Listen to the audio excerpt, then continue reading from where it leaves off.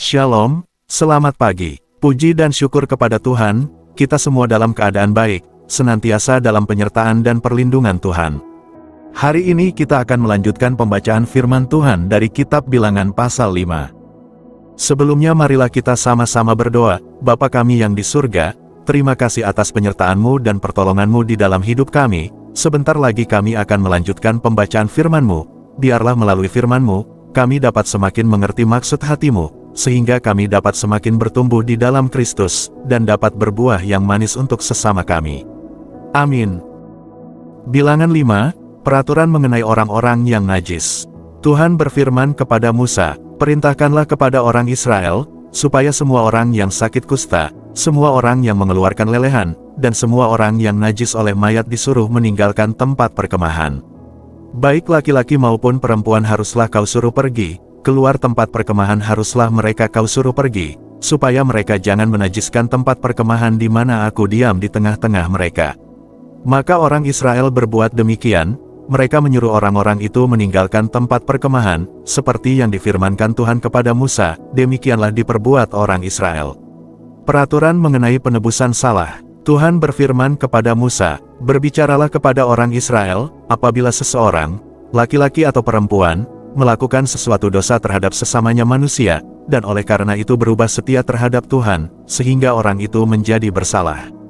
Maka haruslah ia mengakui dosa yang telah dilakukannya itu, kemudian membayar tebusan sepenuhnya dengan menambah 1/5, lalu menyerahkannya kepada orang terhadap siapa ia bersalah.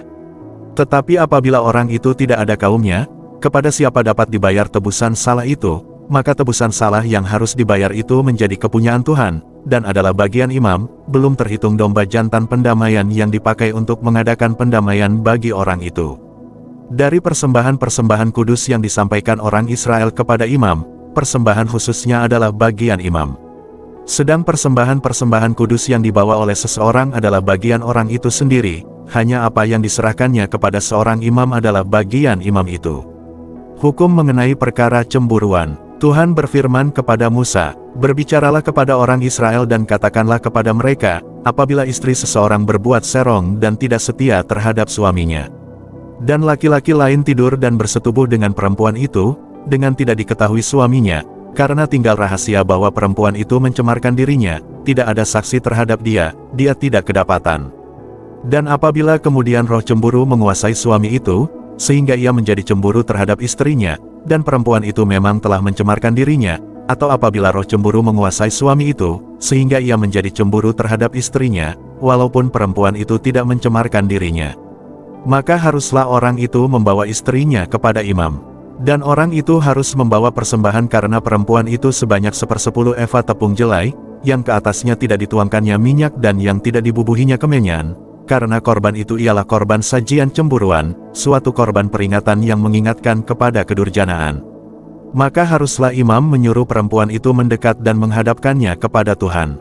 Lalu imam harus membawa air kudus dalam suatu tempayan tanah, kemudian harus memungut debu yang ada di lantai kemah suci dan membubuhnya ke dalam air itu. Apabila imam sudah menghadapkan perempuan itu kepada Tuhan, haruslah ia menguraikan rambut perempuan itu, lalu meletakkan korban peringatan, yakni korban sajian cemburuan, ke atas telapak tangan perempuan itu, sedang di tangan imam haruslah ada air pahit yang mendatangkan kutuk. Maka haruslah imam menyumpah perempuan itu dengan berkata kepadanya, jika tidak benar ada laki-laki yang tidur dengan engkau, dan jika tidak engkau berbuat serong kepada kecemaran, padahal engkau di bawah kuasa suamimu, maka luputlah engkau dari air pahit yang mendatangkan kutuk ini. Tetapi jika engkau, padahal engkau di bawah kuasa suamimu, berbuat serong dan mencemarkan dirimu, oleh karena orang lain dari suamimu sendiri bersetubuh dengan engkau. Dalam hal ini haruslah imam menyumpah perempuan itu dengan sumpah kutuk, dan haruslah imam berkata kepada perempuan itu, maka Tuhan kiranya membuat engkau menjadi sumpah kutuk di tengah-tengah bangsamu dengan mengempiskan pahamu dan mengembungkan perutmu. Sebab air yang mendatangkan kutuk ini akan masuk ke dalam tubuhmu untuk mengembungkan perutmu dan mengempiskan pahamu. Dan haruslah perempuan itu berkata, amin, amin. Lalu imam harus menuliskan kutuk itu pada sehelai kertas dan menghapusnya dengan air pahit itu. Dan ia harus memberi perempuan itu minum air pahit yang mendatangkan kutuk itu, dan air itu akan masuk ke dalam badannya dan menyebabkan sakit yang pedih. Maka haruslah imam mengambil korban sajian cemburuan dari tangan perempuan itu lalu mengunjukkannya ke hadapan Tuhan, dan membawanya ke mezbah. Sesudah itu haruslah imam mengambil segenggam dari korban sajian itu sebagai bagian ingat-ingatannya dan membakarnya di atas mezbah, kemudian memberi perempuan itu minum air itu.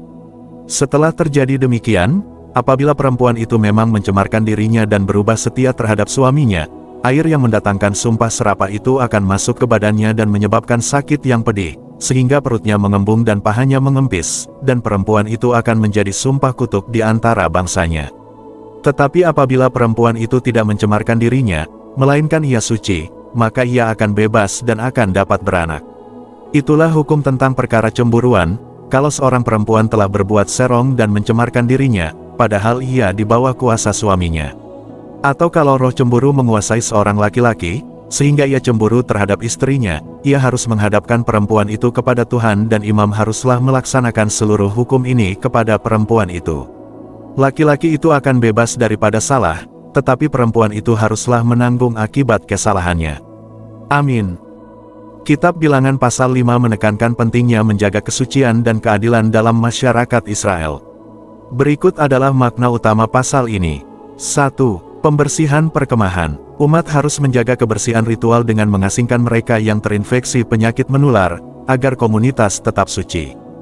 2. Penyelesaian konflik sosial. Ketika terjadi ketidakadilan atau perselisihan, tindakan perbaikan harus dilakukan, termasuk membawa pengorbanan sebagai bentuk pertanggungjawaban.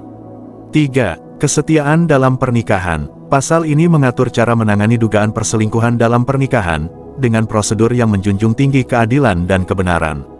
4. Ritual kesucian untuk wanita. Prosedur untuk memverifikasi kesucian wanita yang dicurigai berzina, menekankan pentingnya transparansi dan keadilan dalam masyarakat.